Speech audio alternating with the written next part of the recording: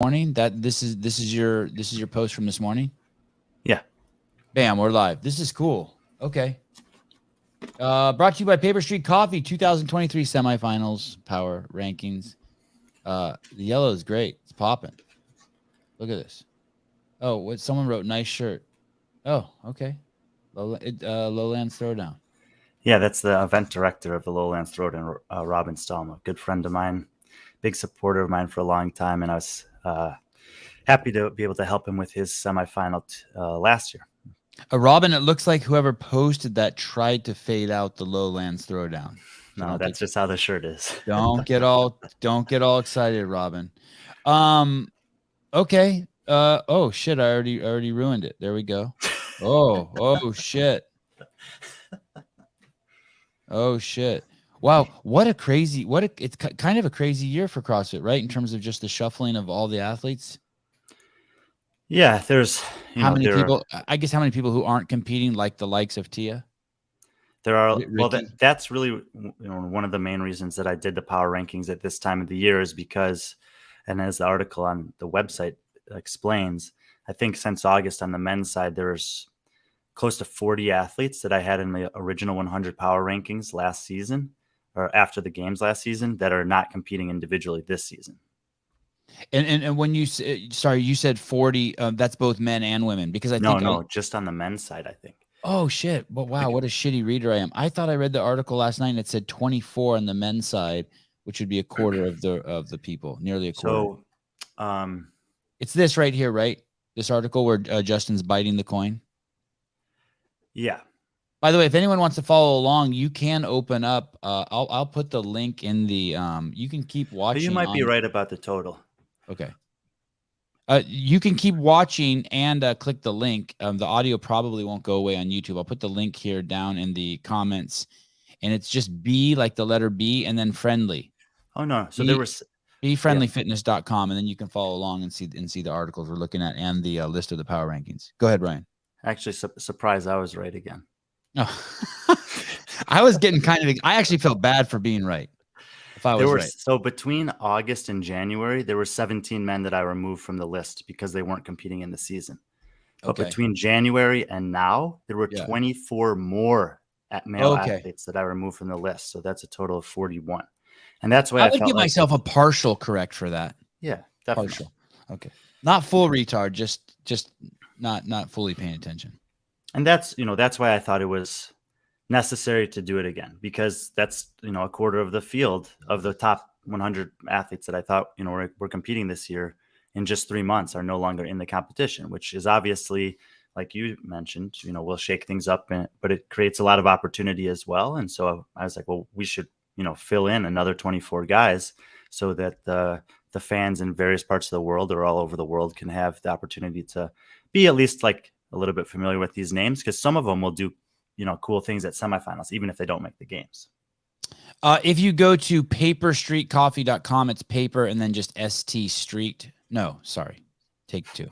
If you go to paperstreetcoffee.com, but you don't spell out street, just paper ST coffee, and you use the code word Sevan, you can get, it's a big discount. I forget what it is, but I think it's more than 10%. I want to say even 20% on your coffee. And it's always great to support Gabe. It's the only coffee that I drink. I assume now it's the only coffee that I shouldn't say only. That's not true. When my coffee machine's busted, I drink strong coffee, but they don't sponsor me. And I would also like to say that if you have trouble following along on this podcast, it's probably because you lack mental clarity or something's wrong with your testosterone. So you should go to cahormones.com. If you're in California, New York, Florida, Arizona, you have to look at the states. But there's places where you can actually get the free blood work. And then everyone who uses the code word Sevan can get the free consultation. If you want to know also more about cahormones.com, Andrew Hiller has a show called Testosterone Tuesday where he talks about his experience with CA hormones. And finally, BirthFit. I just want to say, like, if you're interested in getting your knowing more about the baby making process, the growing of babies in women, and the birthing of babies, you want to do it to make mama and baby the happiest. It's something I'm hugely passionate about and a huge supporter of BirthFit and that community. Brian has a new website. It is called Be Friendly. Is it new? It's new. Today is new. It's like new yesterday new. Yeah, I guess technically we made it live last night, but as of this morning, we had announced that it was live for the first time. And it is, I've already found one or two inaccuracies, things that inaccuracies is too strong, things that I would be, I think are contentious. He's claiming it is the aggregator of all the best content in the CF community from the best, also creators and reporters in the community. And I resent that. But it's nearly, Why do you resent that? I would go as far, because I think that about the Sevan podcast. I would go as far as to say it is nearly exclusive in its aggregation, curation of the best content on the web. And now we really have two powerhouses, to be honest with you, two people who are obsessed with CrossFit in the field, him and Brian Spin. If you like using the internet and reading shit and being up to date on CrossFit, you want to be a junkie. I think those are the places you'd want to go. Wouldn't you say? Yeah, I would say, Spin especially is going to be really, really fast. Anything that's, and I would say he's less selective about what he puts out there. Like if there's something that comes across his plate and he thinks the community should know about it, then he's going to write something about it and spit it out faster than probably anyone. I'm a little bit more selective in what I put out there. A lot of the stuff that I work on takes time to produce. It's a more evaluative or analytical. So it might not be as timely as his. So you should definitely follow him for that kind of stuff. And then, we will address some of those topics, but usually not in the same quick turnaround that he will. Spin will let you know if he gets a photo of Katrin David's daughter and Street Horner holding hands. And he'll also let you know that the leaderboard is fucked up as fast as he can. Brian, you can come over to Brian's 6 hours later, and Brian will explain to you how the leaderboard is fucked up and post the correct version. For example. Okay. The website's cool. It's beautiful. It's crazy easy to navigate. And here we are. What's crazy, Brian, is this is to show you how much outgunned I am. Yesterday, when I was preparing for this podcast, I went to your post from last year for your power rankings. And I was reading the comments, and I was like, these comments don't make any sense to me. And it took me literally like 10 minutes of reading all the comments from last year's post to realize, oh, that's last year's post. So that part where I told you that was a little embarrassing. It would be online last night, but the Instagram post wouldn't be up till this morning, just in one ear out the other. Maybe. Well, I saw this, and I guess I'm like, oh, he went early. So this is last year's. This is August of last year. So that was right after the games. Okay. And at that point, I was, I just kind of zoomed out all the people that weren't involved in the CrossFit Games this year for whatever reason. I included them in those rankings. And then as the off season progressed, as we mentioned, we find out that several of those men won't be competing because of whatever, team, injury, retirement. And then again, as the season goes on a few more months, we have more people on that list. So these are just links back if you wanted to see. So in some cases, you might be a fan, or you might go to the gym, or your coach might be someone on this list, and you could go back and see, oh, in August they were 80th, but with these people that have dropped out, now they're up there in the top 50 or something like that. Whenever we do these power ranking shows, I always start the show by asking Brian, what exactly are the power rankings? I am going to ask him that, but before I do, I want to read you this opening line here from the actual article that published last night, Men's Semifinal Power Ranking. It says, I've been creating my own power rankings for the sport of CrossFit for nearly a decade. It began as a mean to try to beat my friends in a version of fantasy CrossFit that I created leading into the 2014 CrossFit Games. And I think that contextualizes it pretty good. What are the power rankings, Brian? Yeah, so it's basically at this point in the season, or just in general, these are the guys that I think are the top 100 fittest on earth.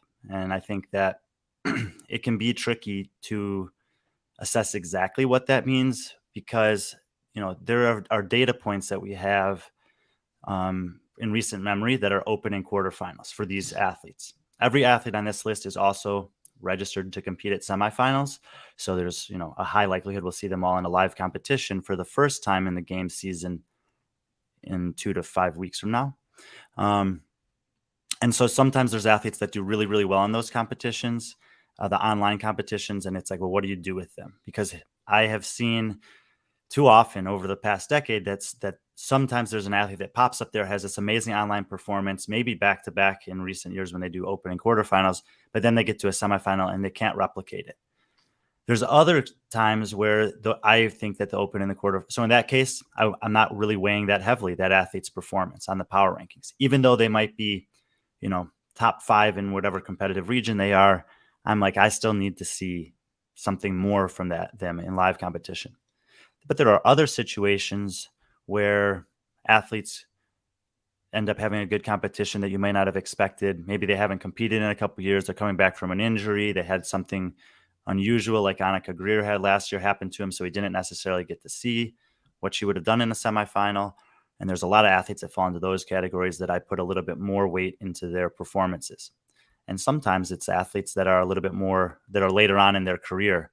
And I'm just, I think that especially on the women's side, we'll have a lot of conversations around this where I'm looking at really specific things like, how well are they handling weight? And because there's been some heavy tests, and what's that going to look like when we get to a really, really narrow field where most of the athletes are younger and stronger than them. So there can be a lot of different things that go into it. It's definitely not just like, oh, this is how well they did in quarterfinals and this is why. So I'm just going to like copy and paste into this. I try to evaluate the athletes against each other in a narrow range. I kind of group them by maybe 10s, and then I kind of look and see if there's someone that I think can do very well. And sometimes I take a risk on an athlete. There's some athletes that I see and I just, based on, 10 years of studying this sport, I think to myself, okay, athletes that have had these 3 kind of pieces of DNA are generally ones that break through in the sport within 1 to 2 years. And if I see that in someone early on, I'll take a gamble and put them kind of higher on my rankings than they would show up on most others. Brian, if I were, we have a friend, Tyler Watkins. He has a app called Lawn Chair Leaderboarding. I call it the Tyler Watkins, what do I call it? Tyler Watkins Fitness app. Tyler Watkins Fantasy Fitness League. Tyler Watkins Fantasy Fitness League.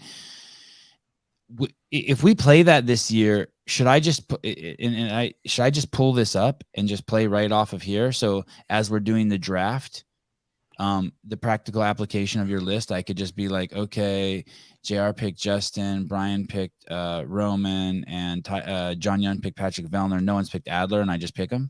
You think that's just, is it like that? I mean, possibly, but you might just say, I don't really like Adler. I'm a Hopper guy. I'm going to take Hopper. He's close on the list, but it would be like, but I got the gist of it. The spirit of what I'm saying is accurate. Yeah. However, as you see, these guys are coming from different competitive regions. So going into each semifinal weekend, I will actually make predictions that are specific to those semifinal regions for men, women, and teams. And if you're playing Tyler's, app or his games during that time, those would probably be more helpful because they'll condense the list for you to the ones that are directly applicable. If this was the games, we'd only have 40 men left, and that might work really well. And like Heidi calls it the Tyler Watkins experience. I like that a lot. But like she said, then you have to decide who you're going to plug into each event. And obviously there's some nuances to it.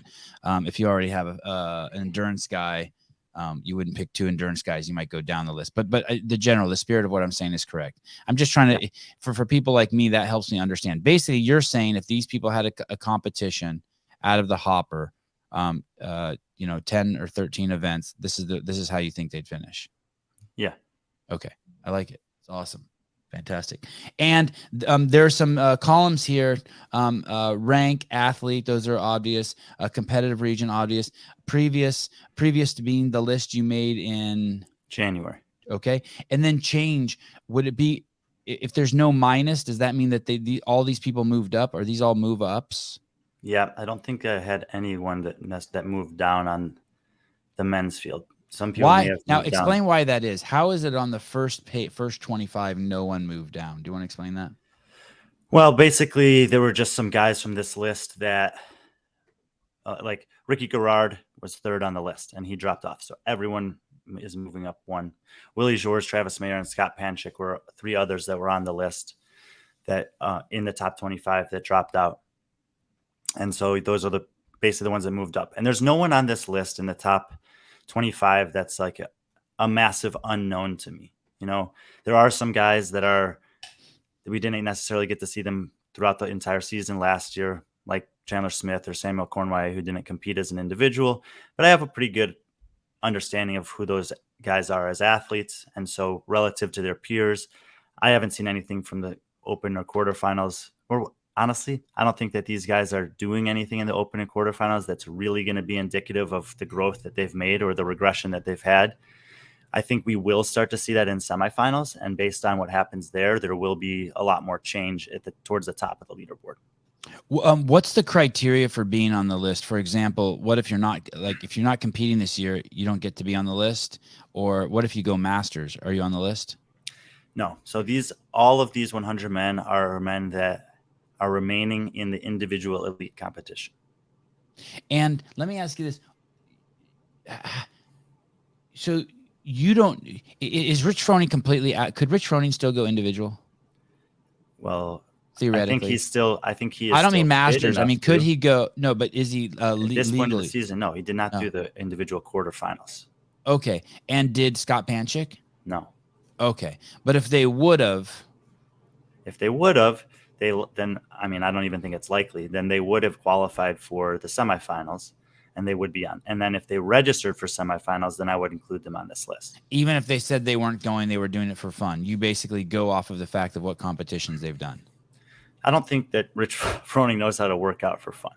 Like especially when it's like, he's not going to show up to it. You know, he might not have the same capacity in his life or bandwidth in his life to prepare and train the way that he used to when he would go to a live competition. But I think it's just ingrained in who he is. Like if he shows up to a flag football game, he's not going to be walking through the place. You know, he's going to be playing hard. You are looking at the website friendlyfitness.com. It's Brian's new website. But more importantly, this is the power ranking show for the men in the CrossFit world. We are going to talk about the 100 fittest men in the world. This is the only place where there is a legitimate ranking of all the athletes. This gets updated every, at Brian's discretion, but usually it's 4 times a year, Brian? Yeah, some 3 or 4. Okay. Like I will do it again before the games because we'll have a very, there'll be no discrepancy about who's included on the list or not. It'll only be the men remaining in the season. And so then at that point, I'll have had last August, this past January, this one, and then before the game. So it's kind of like a quarterly check-in. Eric Weiss, did Be Friendly DEI Council vet the list before posting? Brian, are there any things that you take into account, sexual orientation, skin color, anything that affects the ranking? No. No. Is it strictly performance? God, so shallow. I cannot believe how shallow this list is. Okay. Incredible. I think so let me just ask you this. Let's just for shits and giggles. This might take from it. Does Rich make the top 25 if he is do you have any thoughts on where Rich Froning would fit in here? Oh yeah. I mean, well, we were, some people obviously yesterday the age group semifinals finished. And we've had inaccurate leaderboards from CrossFit. So but we were able to, they did distribute a list that was more accurate. None of those are official or finalized yet, but in the most accurate version that CrossFit sent out to the athletes, which we've been able to see, some of us have reposted them on our Instagram. If you haven't seen those yet, those are more accurate than the ones on the game site, which still have inaccurate scoring. And look, and there it is. Probably to no one's surprise, Rich Froning has barely beaten his closest competitor, which in this case is Scott Panchik. And the reason why I say it's to no one's surprise is because that's what he always does. Throughout the history of his individual career in CrossFit, he was not the Matt Fraser that was trying to win by 500 points. He was the guy who was like, I'm going to do what it takes to get on top of the podium. And that's all he did here. He just did enough to get on top of the leaderboard. And so no one's surprised by that.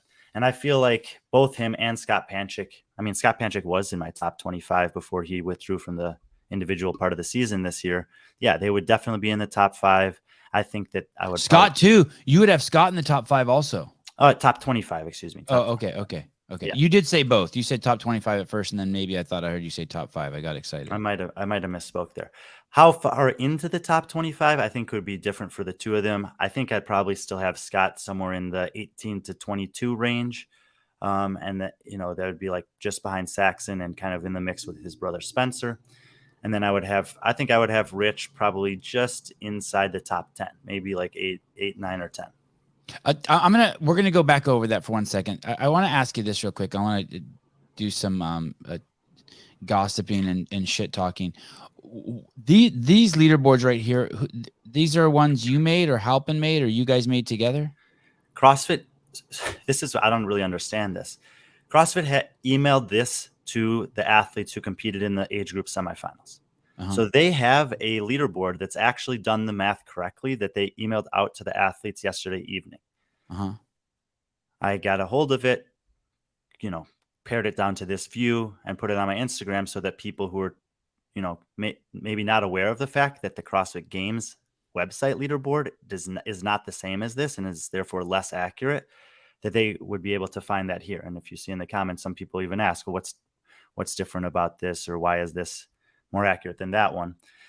I don't know why they were able to email this list out to athletes, but not able to update it appropriately on their website.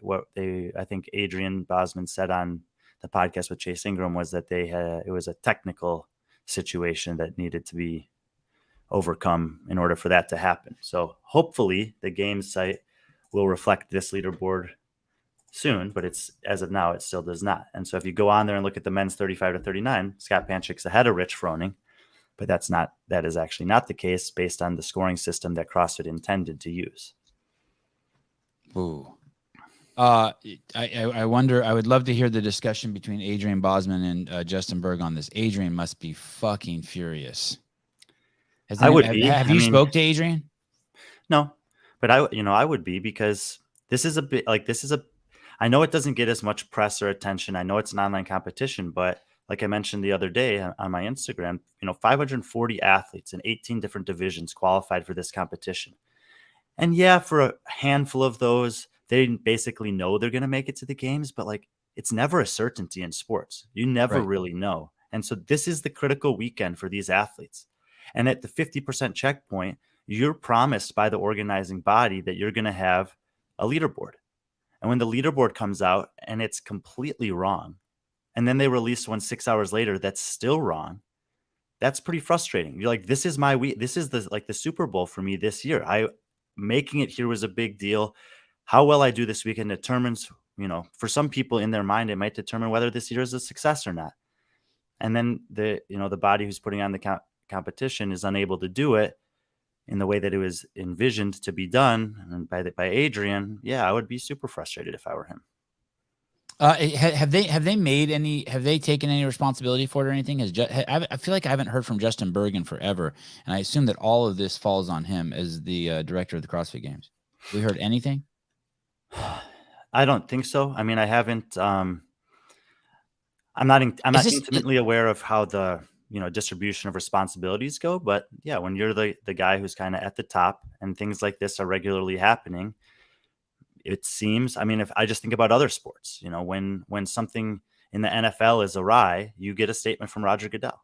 Same thing in the NBA or the NHL or the MLB from their commissioners. And I think that Justin Berg is in that kind of acting commissioner role, whether that's a label or not of his actual job, that when something like this comes out, he is the person that I would expect to hear from. And he's the one that would say, yep, this is on us. This is what happened.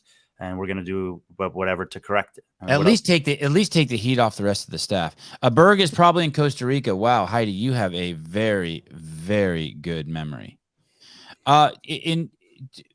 Going to what Brian said about athletes who are competing, as an athlete, this is from Mike Olivius. How would you say his last name? Not like that. Okay. Mike, pool boy Mike. As an athlete who spends a lot of time by the pool servicing MILFs, heading to compete at the semifinals in a few weeks. I'm so fucking worried that even more fuck-ups will occur, like even Damn Stage so far has had major mishaps. every damn stage has had mishaps so far. Basically what he's saying, and we've seen this before, is that people who are at the cut line could get pushed out unfairly. And that has happened. Last year that did happen. Yeah, that's the ultimate risk or the thing that you don't want to happen. At whatever the competition is, the athletes are showing up to compete. And in the case of the CrossFit Games season, until you get to the games, every stage is a qualifier. And that's why you've heard me regularly say that it's not the ones at the top of the list that I'm most concerned about. It's the cut line. And so in the open, that's the 10% threshold. Like, that's the target. Those are the people that are the most interested in the leaderboard. And that part of the leaderboard is completely inaccurate. Going in from the quarterfinals to the semifinals, it's the cut line. It's the 60 or the 30. Those are the 5 athletes on either side of that line. Those are the ones that are sweating it. And you have to make sure that whatever the variables are that's determining who's the last one in and who's the first one out, that those variables are accounted for. And I've been saying it throughout this season and last season that currently there's not a structure in place that where CrossFit can guarantee that they're getting it right. The online competitions are unmanageable with the resources that they either have or are choosing to use. And now we're getting to the semifinal stage of competition where you're advancing to the games. And that just means that more is on the line. There's a smaller field of play. So you would expect that even the chances of having those kinds of mistakes would be smaller and smaller. Now we have the Masters semifinals, the age group semifinals, and we see yet again another stage of competition where there's been a failure to execute at the level that the athletes are expecting and hoping for. And so if you're an individual or a team athlete who's getting ready to go to a semifinal, you're just like Mike, you're like just praying that, please, can we get this one right? There's a lot on the line for some of us. Are we seeing an unprecedented amount of hiccups? You've heard Adrian talk about this before. There have been problems in the administration and execution of the CrossFit Games season forever, but not at this frequency. And I would say yes, there's been way too many different things that have been published and then redacted and then reposted with a correction or a completely different. There have been errors on scorecards, errors on weights, errors on language that's used, errors on scoring. It just goes on. And it seems to be like Mike Olivas, by the way. Mike Olivas. Suggested it's at every stage of competition. It's with every announcement. The worldwide ranking announcement, they pulled it down. The strength of field allocation announcement, they amended that. It's like every single major thing that the community has been waiting on that's related to the competitive season this year has been less than perfect. And then you think about, if you zoom all the way out to one of these major principles of CrossFit in general, which is virtuosity, that is clearly and obviously missing. When I had Don on, one of the things he was like a really hands-off approach, really. And it almost seems like it's getting to the point where that's just an excuse for no oversight, no leadership. It really does look like that. Michelle Shanks, how can they be so careless with their data? I would be out of a job if I consistently put out bad data. Dude, if you spelt something wrong on an Instagram post, Greg would fucking call you at 3 a.m. and fucking drill you like shit. Like you'd be talking, like you wouldn't be able to go back to sleep at night. Well, and to this thing about Don, obviously that would be optimal to be able to come into a position and you say, okay, this is the team that we have for this year. Let's let them run with it. Right. And let's make an evaluation at the end of the season. But at some point, if they've just made mistake after mistake after mistake after mistake after mistake, you got to imagine that he's getting frustrated. I think that Don is pretty plugged in. If he's not watching and digesting all of the content that's out there, I think he has people that he's interacting with, and he knows about this stuff. And I don't know. Like, I'm gonna push back there. Here, I'm gonna push back there. Let me say this. I think that he's not. I don't think he is. I don't think he's a gamesista. I think he's trying to run the company. And as stupid as much shit as I talk about the games and as how irrelevant I think the games are, the problem is that they are the most forward-facing part of the company. Meaning, I think when you get married to a girl, the least important thing is her face, or a man's face, but. The face is what everyone sees first. And so if the fucking thing has to be fucking maintained, it can't have snot pouring out of the front of it, even though I think it's fucking incredibly irrelevant to the longevity of the person or your relationship. And so I don't think he's paying attention. Maybe you have more proof than me, maybe I have more proof than you, but I don't think he's paying attention, and I don't think he knows about all these errors, because as a former Marine recon guy, I think we would see heads be rolling. I think we would hear more. I think we would have seen in this a major shakeup they recently had. I think we would have seen some shifts, and we're not. My 2 cents. I just wanted to push back on that. Just Lift Bro, girls Lift Bro. They would have gotten an F in math and English with all the typos and miscalculations. Ladies and gentlemen, this website, Be Friendly, you can actually. It's cool. I tried to do it yesterday, and I made it to the. I'd say 80-yard line. You can support the website by clicking this little coffee cup. This little coffee cup down here. Patrick Clark, thanks everyone for the support of Be Friendly Fitness. It means the world to the BFF team. Brian, you also have a Patreon on there. Is that active? Yes. And you're going to start publishing on that? Well, it's for me, one of the main reasons why I wanted to do this is because for years, I've worked with and for a variety of other outlets that there have been certain barriers to digesting content that haven't always made people happy. So I want everything that I put here to be accessible to everyone. Obviously, support goes a long way in terms of how long and how much we're able to do.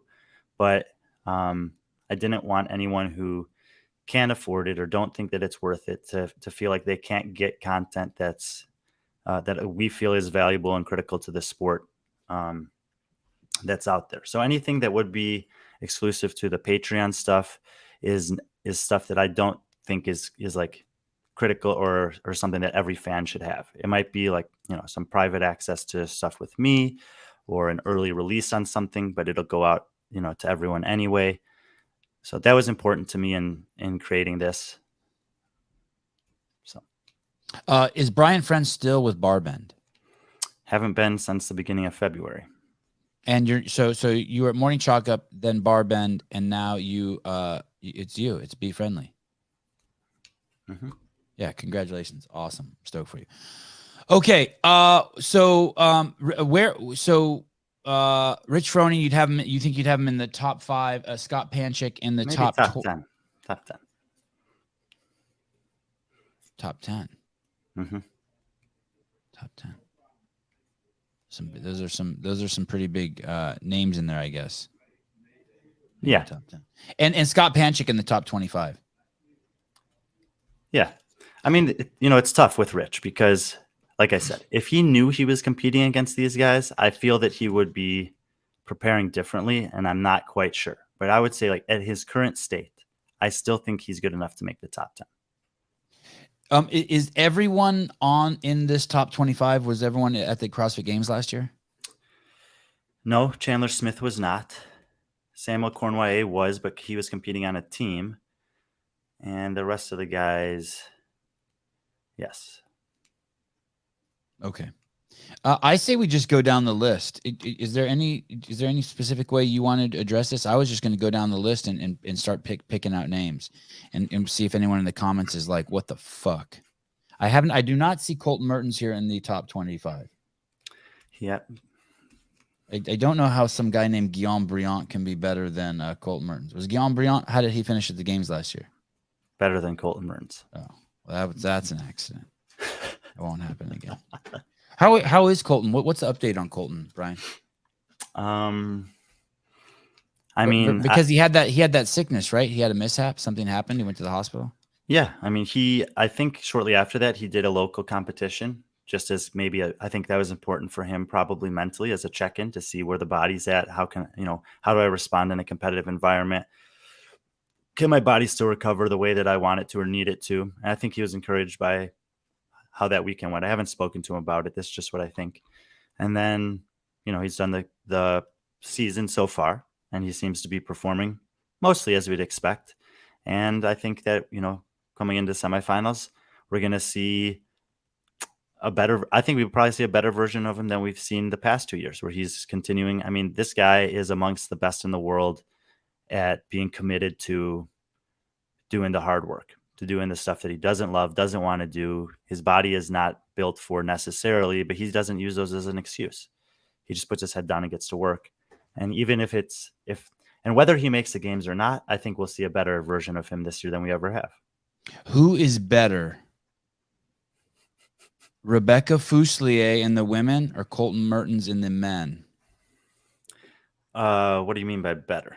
You know what I mean. Who relative to those fields? Ladies and gentlemen, Brian is what he is doing is he's buying himself time. I have thrown something that didn't belong in the wood chipper and it's dulling the blades, and Brian is having to sift through it. Okay, this is what I say. I think Colton is better, but I think Rebecca has a better chance to make the games. Wow. That's why now you fucking with my processor. Now you threw something back into my wood chipper. How can that be? I'm saying relative to their field. So for me, I convert that to, you think Rebecca Fuselier is better relative to her field than Colton is to that means field. That I think that there are athletes on the men's side of the field that will miss the games that are better than women in their side of the field that will make the games. Because of why? Because of the nature of the competition? How many men are more elite compared to how many women are? Okay. Ladies and gentlemen, remind me to ask that question every few weeks. I want to see how that one evolves. There was, and we will have, look, in they're coming up. They'll be in week 2. Both of them will compete in week 2, and we'll be able to really zoom in on that. And you'll see where I have Colton predicted to finish relative to Rebecca. Okay, fair enough. Good. Women's field is so soft compared to men's, you can't compare. Is it really that different? Well, I don't think of the men's. I don't think of the women's field as being weak. Do you? It's just not as deep. Okay. I have always said this, that like there are 20 to 50 men that won't make the games this year, that if you put them in the games field, they would be just as good as the last 15 men in the field, or like you wouldn't notice much of a difference. But I don't think that's the case for the women. I think even in the women's field, there's 10 to 15 women competing there that you're like, they're not the same as the rest of them. Hey, would you say that these guys like Rich Froning and Matt Fraser kind of appeared out of nowhere? Like within 2 years, they're just like fucking threatening the podium? Well, and if so, do we have anyone like that in CrossFit right now? Well, the landscape in the men's division changed. So, when Rich Froning was coming up, there wasn't an opportunity for him to watch himself, really. And then, by the time he was, or maybe he did see the games, he saw Kalipa, he saw Miko Sale, he's like, you know what? Screw it. I'm going to go to one of these sectionals and see what happens. He did it on a road trip. He competed well there. He made it to the games. He almost won the games. So he's kind of coming out of nowhere just because there weren't media covering and there weren't a ton of competitive opportunities available. Matt Fraser was a little bit less shocking than that if you were living in the East Coast, because he was already going to the East Coast Throwdown. He was already going and winning a bunch of these small competitions. So the same way that Jason Hopper showed up at the Crash Crucible one year, and it was during COVID when there wasn't a lot of going on. There was no media coverage of that, but I saw on Instagram and I'm like, this guy beat games athletes that are also on this podium. Like, that was a pretty good field. I've never heard of this kid. Where did he come from? Like, that was Matt Fraser at local competitions in 2011, 12, 13. But we didn't have anyone covering that. There wasn't no one was posting that on Instagram, reposting it, and we're like, oh, watch this kid. It wasn't really till he showed up to the 2013 regionals that we had our first chance to look at him. And then by the next year, he was second place at the game. So it seemed really sudden. I don't think we'll ever get that again, because even in the case of Justin Medeiros, he was already competing at regionals as a young man. Then, he also had this kind of online breakthrough during the 2020 season. And now, he's the favorite to win every competition he shows up to. But there was a little bit more of a build because there was more events and more coverage at that time. Nate Johnson, amazing how for the last 2 years, Colton has beaten Nick Matthews by 1 spot in the semifinals. But when they both get to the games, Matthew did way better.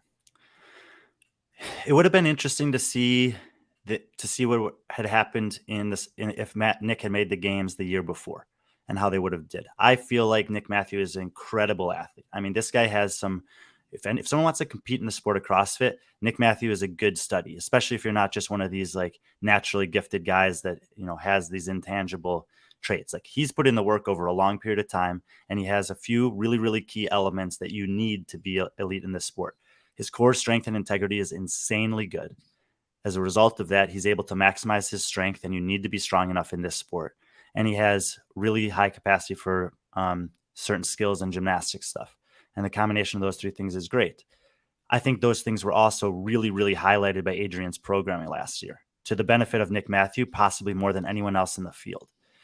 I would have liked to seen how he'd done in the games test the year previous to kind of fill out that comparison in particular, but we didn't get to see it. Robbie Myers making a belligerent post. Nick Matthews will podium, if not this year, next year. Ladies and gentlemen, please do not drink and post. Brian, thoughts?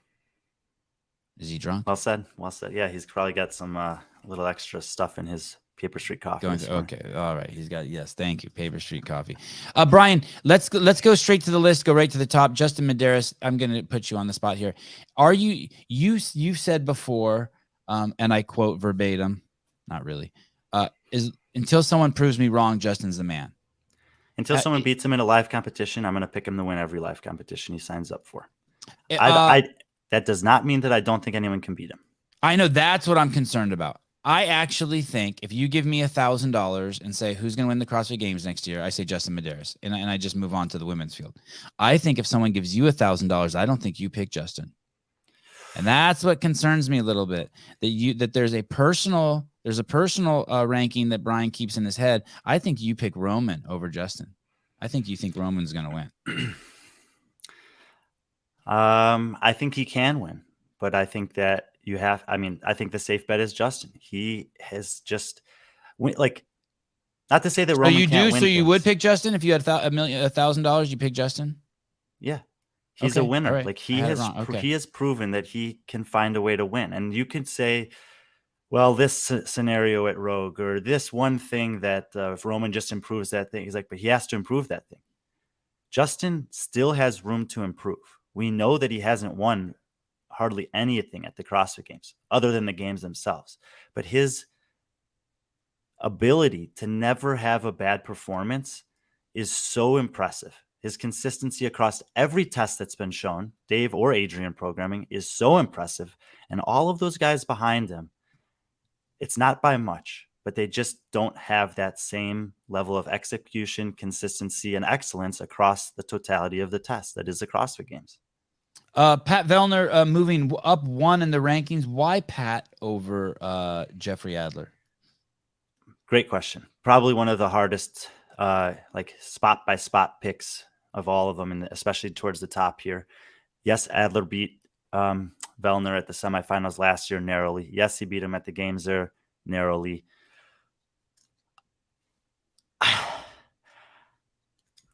wouldn't argue with anyone who picked Adler ahead of Vellner on this list. But something in my gut is telling me that, especially with Ricky out of contention this year, that this is going to be Vellner's last podium of his games career as an individual.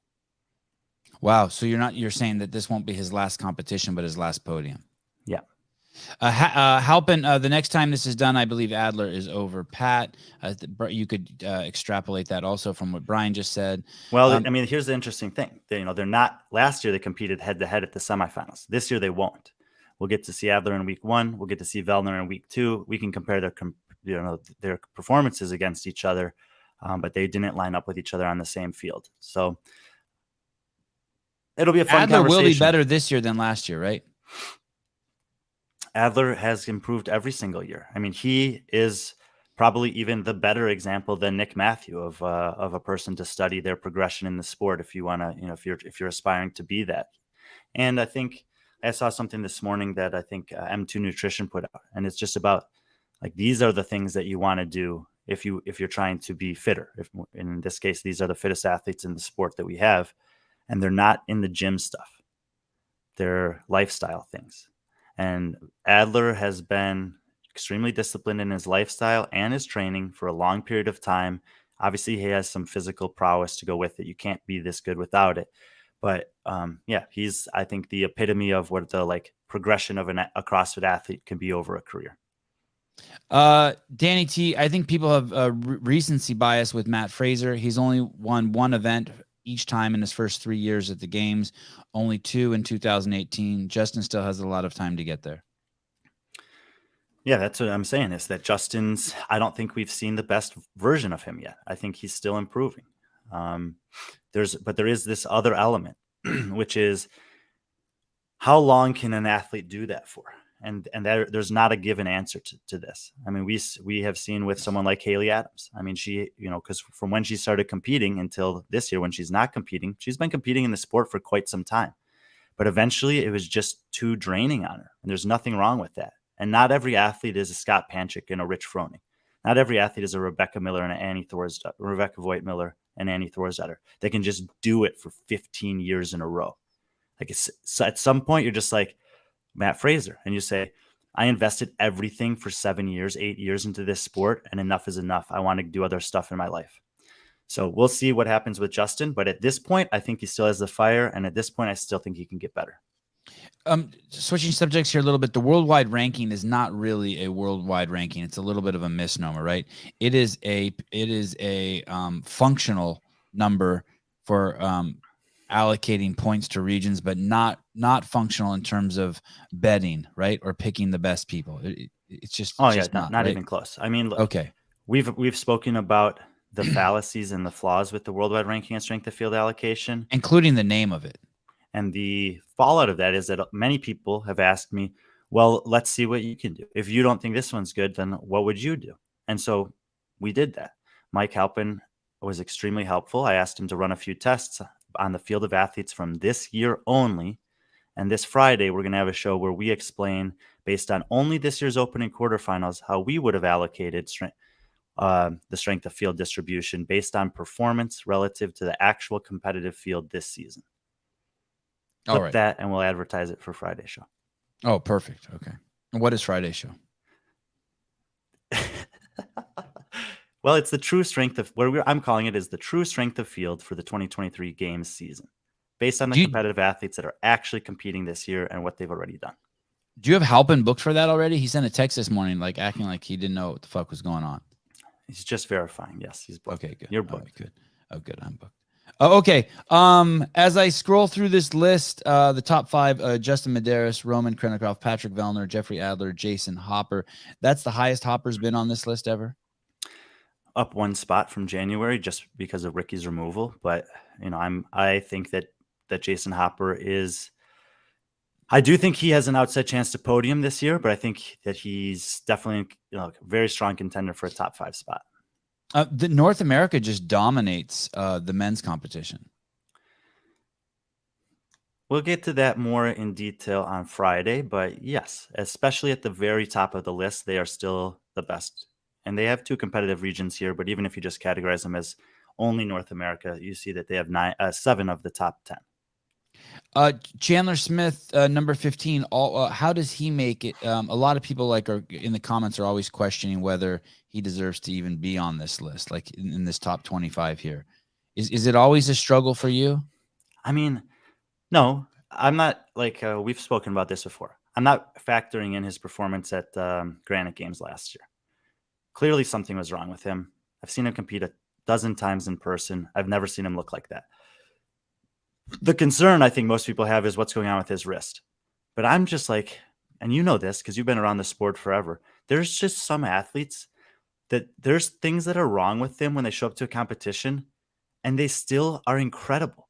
I mean, how many times have we seen Sam Briggs just compete with a broken arm or a pulled groin or something like this, and she's still just dominating the field and all the things you'd expect and doing well enough on the other things to have a high finish. And Chandler Smith's, the fact that he did the quarterfinals with a broken wrist, if that's really what was going on, and he still did as well as he did, I don't know. I just feel like he's going to show up to semifinals, and assuming that he's, Chandler Smith that I've always seen, he's going to be excellent. And I do think, that he has fallen short of what his potential is at the games. And I'm hopeful for his sake that this year he can finally parlay his talent into, what I think is his potential, which is about 15th. I want to do something a little risky here. Wrong YouTube station for that. Wrong platform. Of all the people on this list, this top 25 here, who do you think that there is a chance that, oh shit, they could show up and they could be 10 places higher then you put them. They could really surprise the group. I'll give you two of my thoughts. Dallin Pepper and Jay Crouch. That like you think Dallin Pepper could be second place overall? Yeah, I think that I don't know what year? I don't. Yeah, I think Dallin could take second at the games. I think that like if those are the people I'd be like, I want. Then next I'd maybe go with Sam Quant. Like I'm not convinced. I don't know what Dallin's done in the off season. I just see crazy potential in Dallin. So in Dallin and Jay Crouch, I see crazy potential, and in Sam Quant, not only do I see potential, but the guy's a freak. So I guess we'll just start with Sam because he's seventh here. Okay. Yeah, I would say that his the upper echelon of his potential would be fourth place. Okay. And that, but he has this like roller coaster career. Some years great, some years not so good. Sometimes it's stuff that's not necessarily related to his fitness. Like he had that, he opened up about the fact that he had that illness that sometimes bothers him a couple years ago. But he's an incredible athlete, extremely capable. I feel like this is a safe prediction, seventh place or so, where he can be 3 spots higher, 3 spots lower, but he's probably going to be in this mix. Drop down to Dallin. To me, Dallin Pepper is this season is similar to Jason Hopper's second season. They both finished 19th at the games their first year, which was a disappointing finish, but I felt like they had a similar mindset coming out of their rookie season at the games, which is, okay, I learned a lot that year, and I don't think my placement is necessarily reflective of my fitness, but it was reflective of my performance. I'm moving Dallin up to 12th. I would say he can finish probably as high as 7th. I do not think he has a chance to make the podium this year. And just to put that in perspective, it is crazy that look at the people you've put him above: Yanikoski, Saxon Panchik. I mean, if you ask me if he's better than Saxon, I'd say no way in hell. But so you've already given him a lot of expectation. David Weed, laugh out loud. Sevan really don't know anything about CrossFit. Well, that's for sure. Corey Leonard, Dallin is still a baby too. His ceiling is ridiculous. Corey, you don't know shit about CrossFit.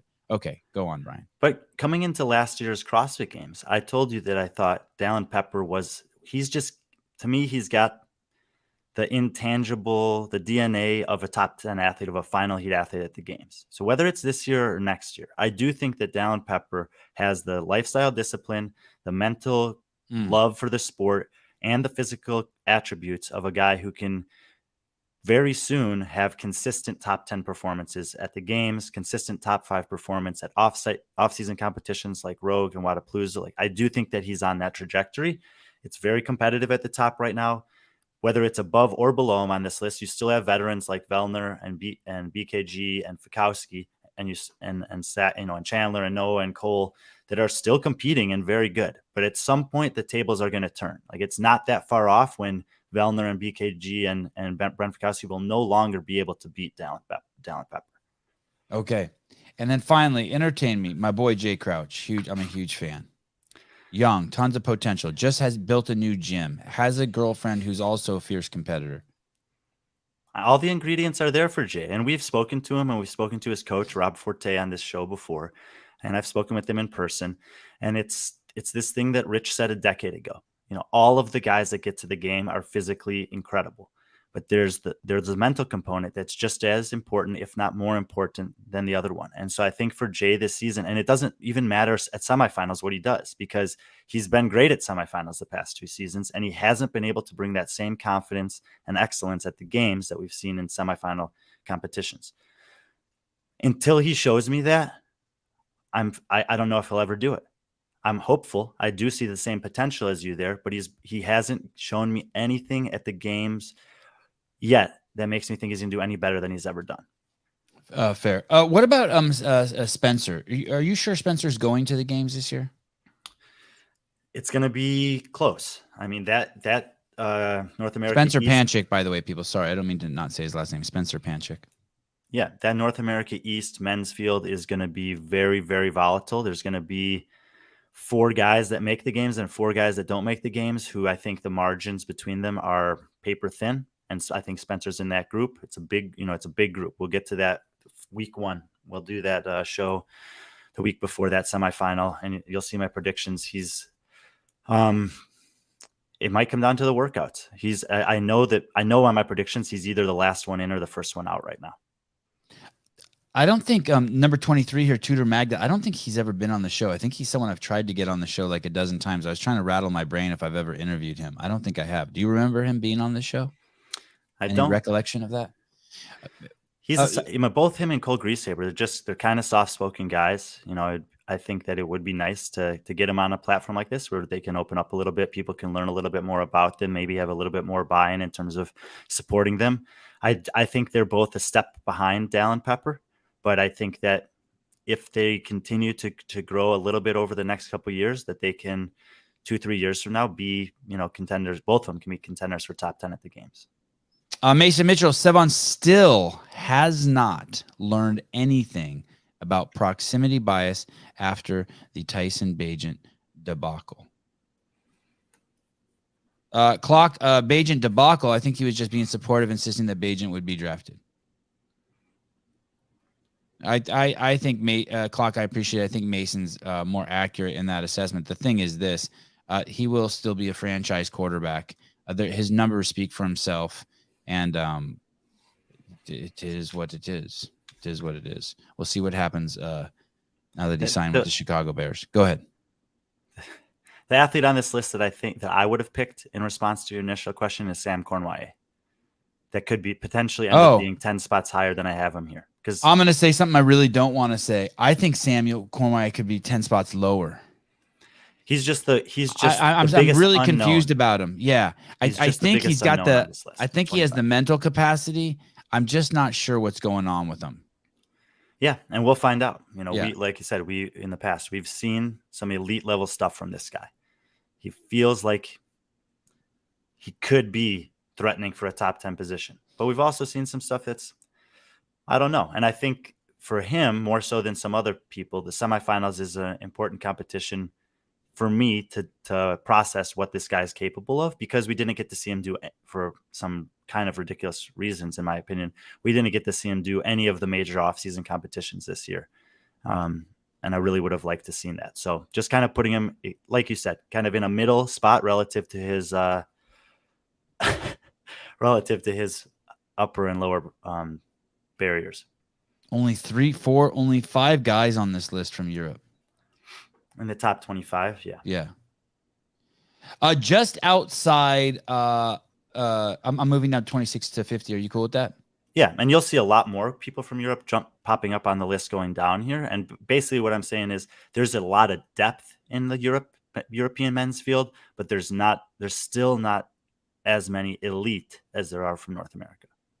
Just to give you an idea of some of the people who are not on the list, obviously, people know Ricky Garrard pulled out, Willie Georges, Travis Mayer, Scott Panchik, Baden Brown, Matt DeLugos, Austin Spencer, Adrian Mundweiler, some guy named Brown. I don't know who that is. Baden Brown. Royce Dunn. What happened, Baden Brown? Is he done CrossFitting? Is he done competing? He's not competing this season. I don't know if he'll compete again going forward. He has like 4 or 5 kids or some crazy shit, right? I think so. I think he has some kids. Royce Dunn, Luc De Jong. That's the tall guy with the giant fro we had on the show. Good dude. What happened to him?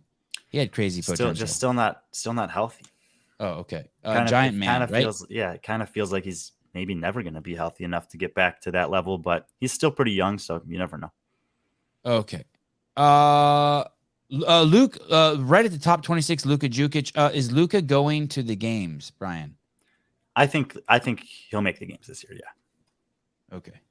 I really hope so. And is he getting better, or is he going to be one of those? Does he have some holes that are just never going to be filled? It's just strength, and his brother was able to get strong enough to have back-to-back top 10 performances. Luka's 2 years younger than his brother, and I think that he's on a similar trajectory. I don't know if he'll ever make the top 10 at the games, but I do think he's doing everything he can to shore up the weaknesses from the past and make sure that they're as I don't want to say that they're like caught up necessarily with the rest of the field, but that he's good enough at those things to make sure that they don't cost him. I think he also will have a few really, really strong performances, maybe even top 3 finishes in a couple events at the European semifinal. And that's why I think he'll get in. There'll be some guys that have similarly bad performances to him on 1 or 2 events, but they don't offset them with those elite performances. And those are the guys I think he beats. Number 29, Tyler Christoffel didn't make it last year, right? Just barely missed it. Yeah, basically by a couple steps. And Rich Froning's training partner, Samuel Cornway's training partner, Guy Malheros' training partner, can't make it to the games. Well, Sam's in Canada for the most part, but they train together occasionally. He trains with Rich almost every single day. And what I saw from him when I was training in Mayhem for those 4 days in January, I think that he will overcome this really, really, honestly, is like kind of sad and frustrating the last couple of years. And I think he will make the games. And, to the previous conversation about Spencer Panchik, Spencer ended up getting in ahead of Christoffel by a couple steps, basically, on the last workout at the MAC last year. I think Tyler punches for his games ticket this season. Look at everyone, and no one in 26 through 50 dropped either. Everyone moved up. We haven't seen a single person in the top 50 drop in rankings yet.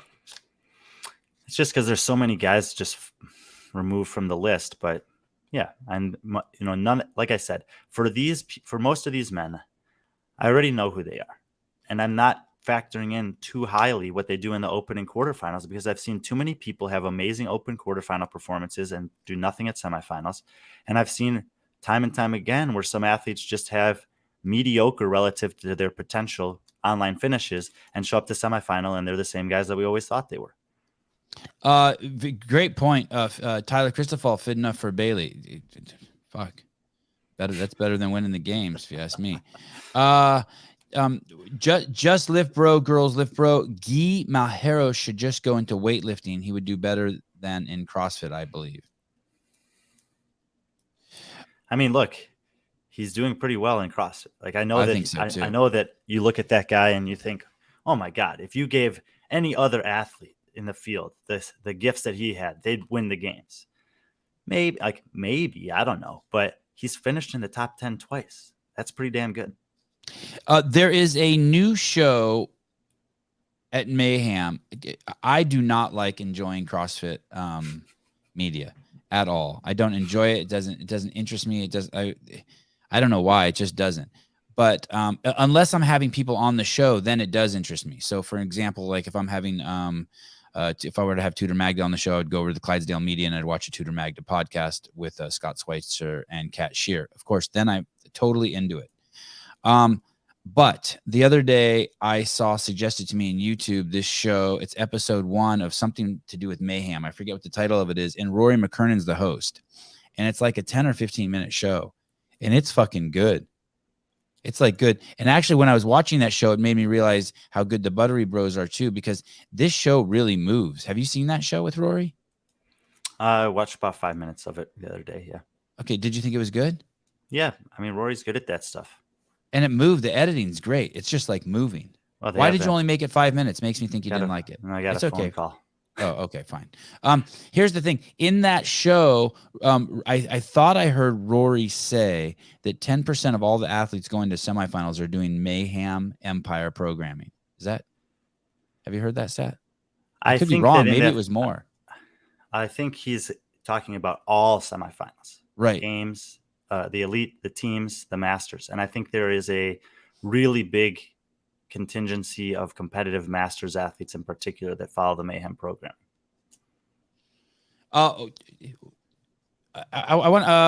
saw this thing Cornholio said about the NFL. I want to say something about Tyson Bagent. Tyson Bagent is a lifelong CrossFitter. I would say he's probably in the draft. He's probably the only dude on there who has a 3-minute Fran.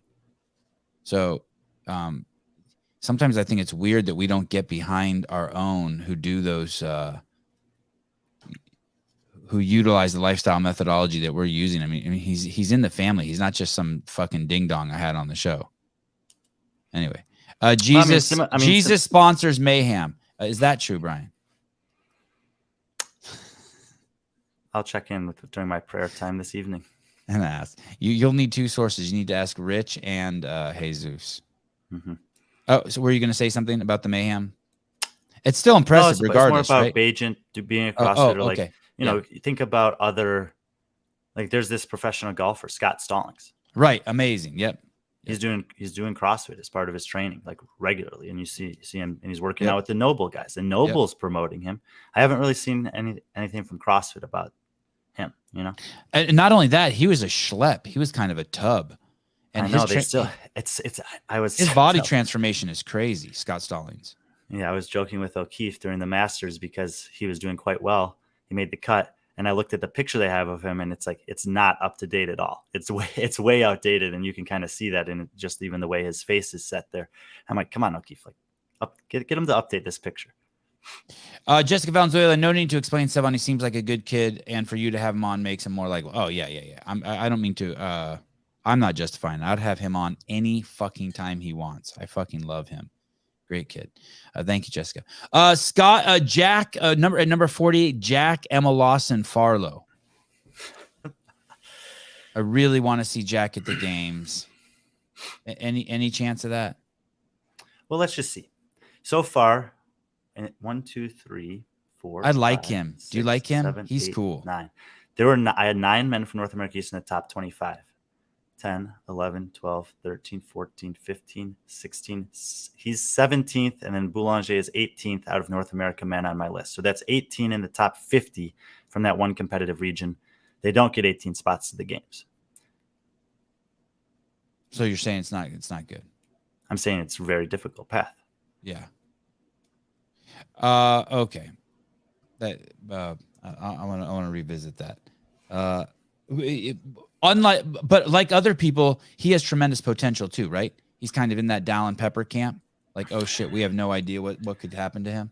Like that. I don't know if he's in a Dallin Pepper camp. Dallin is. Doesn't Jake Farlow have extraordinary strength? Jack Farlow have extraordinary strength? Extraordinary. Yeah. Like Griffin Raleigh type shit? Yeah. I mean, Jack's strength numbers are insane. But we have seen people with insane strength numbers kind of plateau. Griffin might be an example. Anthony Davis. You know, there's some of these guys that are incredibly strong. They may have potential to win some events, but their conditioning capacity is just not good enough. They may take some hits there. Their gymnastics density or volume might not be good enough, so they have middling finishes there. And as a result of it, they're just always a couple spots out. Mike, the pool boy, I asked Jack Farlow to do Wadapalooza with me one year, and he said that I sucked and wasn't good enough. Made me love him so much more. God, that's real man shit right there. You're a good dude, pool boy. Shopping cart. Oh, hello. Welcome. I'm glad that no one put you away. Farlow will never be at Dallin's level. I don't know, man. Someone eventually put her away, though. It was whoever was being paid to do it. Yeah, right. Thank you. I know your position on that. Thank you. Heidi had a comment in here. Imagine if Sevan called a woman a tub. Did I call someone a tub? Like a tub? Did I call someone a tub of shit? I think you might. Extra sloppy. We have like 5 people. You had to put that like in there, huh? I like that. It's nice. We have like 5 people that do mayhem. 1 person on HWPO, and I do comp train mostly because we use comp train affiliate programming. All right. It's quite the mashup. Christine Young, when is part 2 of Brian's life? He's living it right now. As soon as he's done living it, we will do it. Brian, who's this guy Jelly Hosta, and is he related to isn't there a girl, Kristen Hosta? Who's the girl? She got pregnant. Kristen who? Kristen Holta. Oh, is that a typo in 47? Jelly Hosta? No, Jelle Hosta. Yeah. From Belgium. Yeah. He was similar to Manuel Angonis last year, prevented from being able to compete in the semifinals because he failed to submit all of his videos prior to the submission deadline during quarterfinals. I was probably higher on him last year than I am this year, but I still am excited to see him compete in the European semifinal.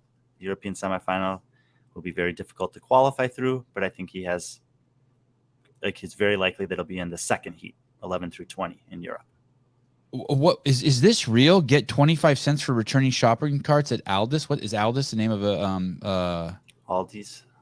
I think Aldi's. I think there should be an apostrophe after the I, but I don't know. Have you heard of that brand? Is that like a Safeway or Aldi's, like a it's a Whole Foods supermarket chain? Wow. Yeah, he did used to be a tub of shit. You're right. He did. I probably did say that about Scott. Yeah, he used to be a tub of shit. Now he looks like the Hulk. He turned into a beautiful man. Number 38, Fabian Benito. Flash in the pan or the real deal? One just good season, happened to have a couple good events, a couple good showings. Did he really win Dubai? Does he go to the games? All great questions. The thing for me, he's been great this year. He's had great online performances. He did, whatever the circumstance were, he stood atop the podium in Dubai. Even if maybe there were some events that he got away with some stuff, he still had a great, really solid performance there relative to that field. It wasn't the best or deepest field in Dubai that we've ever seen. But last year at semifinals, he was at the Lowlands Throwdown, and he just completely bombed event one. Last place, dead last in the field. And he fought his way all the way back up to 8th with good performances on the remaining workouts.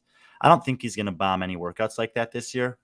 Obviously, the European semifinals twice as big, so 8th place correlates to 15th or 16th.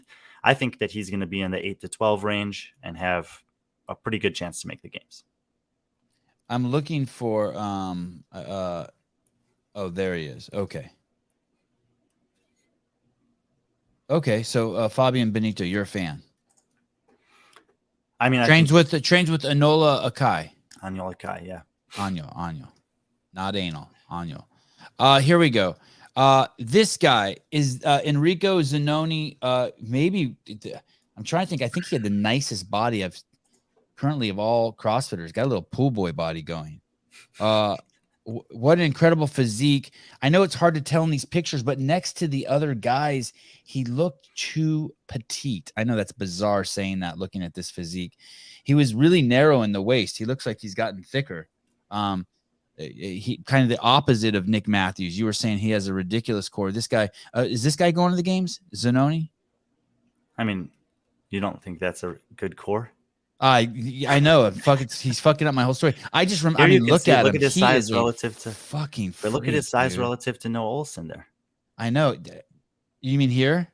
Right there, the one where he's standing next to Noah Olsen. Yeah, I need to see them with their shirt off. I mean, Noah's core is ridiculous. I just remember him looking really petite out there, more like a model than a CrossFitter. But I mean, none of these pictures look like that. In Amsterdam last year, he came out of nowhere. And I had to track down, which was the country director for CrossFit was at the Lowlands Throwdown last year from Italy. And so I was able to learn about Enrico as the weekend went on from him. But it came to the last event. It was bar muscle ups, echo bike, overhead squat chipper with 10 overhead squats at 225 as the last movement. And there were a bunch of guys that were in contention to make the games. Luka Jukic, Adrian Munweiler, Uldis Upanex, Enrico Zanoni, Moritz Fiebig. And I thought to myself, exactly what you just said. I'm like, I know this guy's been great all year, but come on. Like, he's come basically out of nowhere. Those last 10 squats at 225 pounds are going to be an issue for him. And I think he's going to fall out of contention. That wasn't the case. He crushed those squats and he moved on and he did, pretty well for a rookie at the games last season. Dude. Well, I think I don't know what I was thinking. His Instagram, he looks like a fucking brick shithouse. No tub here, Heidi. My God, this guy is nuts. My overall assessment is I don't think it was a mistake what we saw from him last year. And I also don't think that guarantees that he makes it back this year. I've never been in a picture like that. Ever. Oh, my life sucks. This is incredible. Okay, yeah, I don't know why I thought he was so. I just remember seeing. Did you ever think he was petite, or I'm just out of my mind? Like David Weed said. To any of the stories that I just told? I did, but that was yours. Wasn't I was judging him based on his physique. When I was saying that going into that last event, I thought I don't know, but I thought it was just because you didn't know who he was. I thought it was just because you didn't know who I was. Well, I thought that the smaller physique might not handle those 10 squats overhead squats at 225 very well, but his shoulder stability was phenomenal. His core integrity was good enough. His leg strength was good enough. He did them and he punched. And while everyone else around him was falling apart, Moritz had already blitzed the event, won the event, and climbed 4 spots and made it to the games. Luka Jukic struggled. Munweiler struggled. Upanik struggled. Zanoni did not. And he waltzed right past them all straight into the CrossFit Games. And Munweiler is strong as shit, right? I mean, he's strong. He's experienced. But Munweiler, I think, his body is a little bit broken down from years and years of competing. And at the end of that weekend, he just didn't have it. Well, that's me on the left, with my hand closest to the guy doing the pull-ups crotch, by the way. And that in the middle there, that is Scott Andrew Stallings before CrossFit. No, that's Andrew Hiller before California Hormones. I can tell by the shorts how tight those shorts are.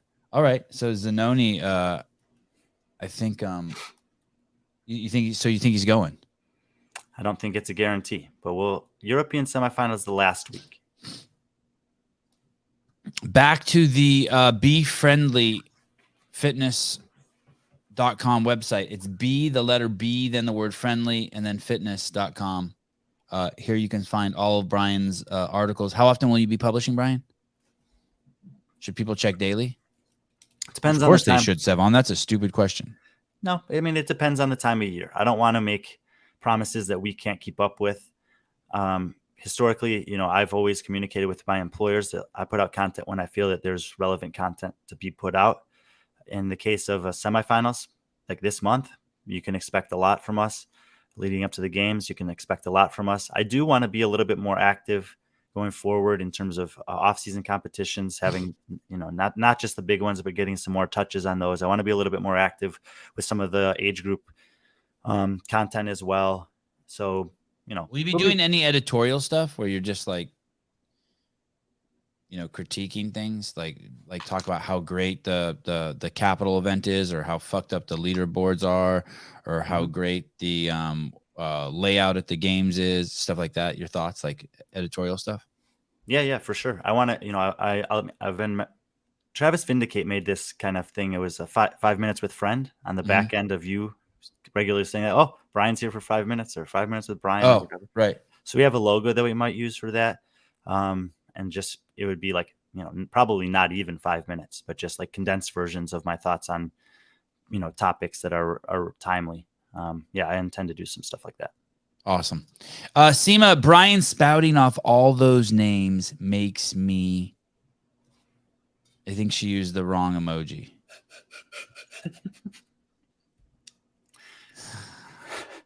But what am I? The nice thing about emojis is that they can mean different things to different people. Right. Vindicate. Get your CEO shirts now at vndk8.com. 5 minutes with friend must see the light of day. I've heard that 2 minutes with friend has seen the light of day. Okay. Good attempt there. James Sprague out of the Noble camp. No, Strong Fit camp. No, don't tell me. Brute Strength camp, where Daniel Brandon is, and Dallin Pepper, and Emma Carey, and Fisagafi. Mm-hmm. Fuck, I'm good. You're and good. With head coach Matt Flores. Thank you, Seema. See, Flores. There we go. What'd I say? Flores. Yeah, they don't care. Those people don't care. Those people. That's kind of like calling him Matt Flower instead of Matt Bull. Or Matt Flower versus Matt Poppy. It's just all in the same genre. Mexican. Matt Torres. Why 39 for Jamie Boy? Another guy with insane potential. I mean, literally, we're watching him go through fucking late puberty. I mean, James is amazing. I think that this is a very fair ranking for him. Remember, I don't think it's fair. What do you mean? I mean, you got him below fucking Will Morad. Okay. Well, Will Morad beat him last year at semifinals and has made the game several times. And this guy, I shouldn't have chosen. All you want to say about Will, you could say anything you want about Will Morad. He is this guy that he outperforms what you'd believe he can do throughout the history of his career. I agree. And you have to give him credit for that. Okay. James Sprague going to the games. He's in that North America East. It's going to be really, really tight. If I were betting, I would bet on James to make the games, but it's going to be, over Jack Farlow. Over Jack Farlow, yes, but I don't think Jack's in the specific narrow group of men that James is going to have to beat out to get it. I think Jack's just slightly behind those ones still. So you think James is going to be at the cut line? Yeah. and he's going to be warring with dudes up until the final. There's event, basically, possibly. It's going to be great. I'm very excited I want to wait till the workouts come out before we actually do predictions for the semifinals. But week 1, it's only North America, East, and Africa. We'll do a preview prediction show for that.